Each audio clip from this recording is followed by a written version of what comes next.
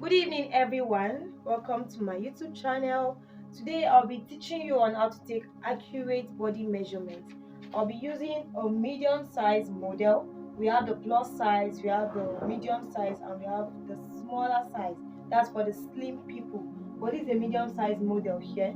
So the first thing you're going to do, you're going to tie a cord around your client. You're going to tie a cord around your client so that you can get your actual waist measurement. But whenever you're taking your client's measurements, make sure they are wearing a fitted dress, like a body up kind of dress. So the first thing you do after tying the cord around the waist. So the next thing you're going to do now, you're going to take a bust measurement. So waist measurement a little. So now to take the bust measurement, make sure that your tape goes around the body, then this way with one finger inside for ease, one finger inside a dress, and with one finger inside here I was able to get 33 inches. So our bust is 33 inches. The next thing I'm going to take now is my waist measurement. Make sure your one hand is inside, also giving me 25.5 inches. Now in the body measurement, we have the bust, we have the under bust, that's, you can call it the neck measurement, we have the under bust, we have the waist measurement, we have the tummy, this is our tummy, this is our upper hip, we have the upper hip, we have the hip measurement, and we have the lower hip. The reason why you have to take all these measurements is so that whenever you make your dress, so your dress can sit very well and perfect on the body of your client.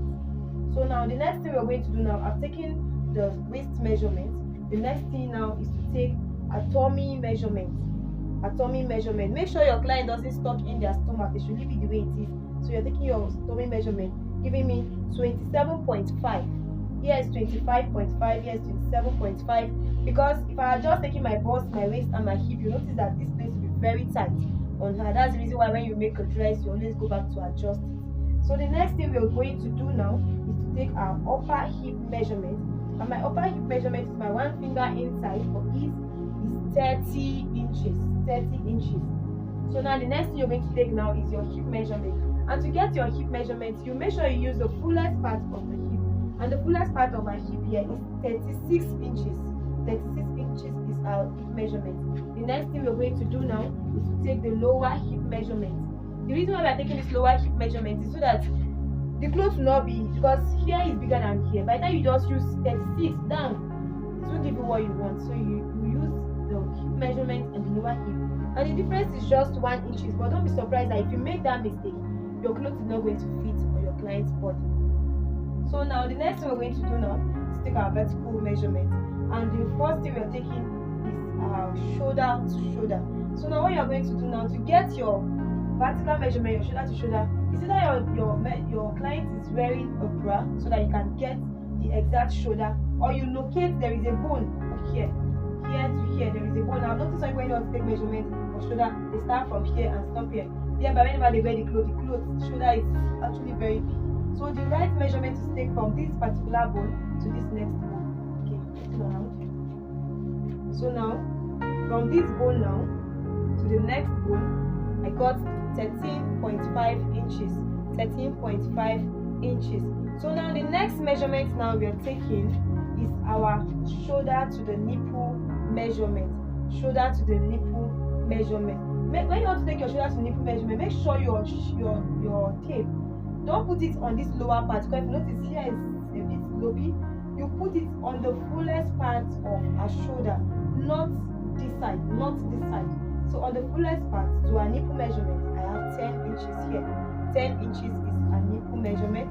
So the next thing we're going to do now is our under bust measurement. You will do the same thing to get under bust. So now when you're taking the measurement, you ask your client, okay, put your hand here, where your price, the other hand, where your price, so that you can get exactly where our under bust is. So from this full part of the neck to take it directly there, okay, right? Please. So now our under bust is 14 inches. Our under bust is 14 inches. The next thing we are going to do now, we're going to take our half length measurement. Now we have two half lengths. We have the back half length and the front half length. Because if you just use one half length, notice that the front is fuller than the back. That is the reason why you have to measure your front half length and your back half length. So I'm going to show you now the difference between the two of them. So when you're sewing your clothes, make sure you measure your front half length and the back half length. So for the front half length, take it all the way down. We have 16.5 inches is our front half length. Okay, turn around please. So now to get our back half length, still the same spot to this point, we have 15 inches. We have 15 inches for the back half length. We have 15 inches. So if you notice, the difference between the front and the back is, for my clients here, is 1.5. Depends on how busty the person is. If the person is busty, you can get a difference of 2 inches. Some people you can get a difference of 1 inches. People that are not busty. Some you can get a difference of 2.5 inches. So it's not a standard measurement. That is why you have to measure the front half length and the back half length. So the next thing we are going to do now, we're going to measure our armhole circumference.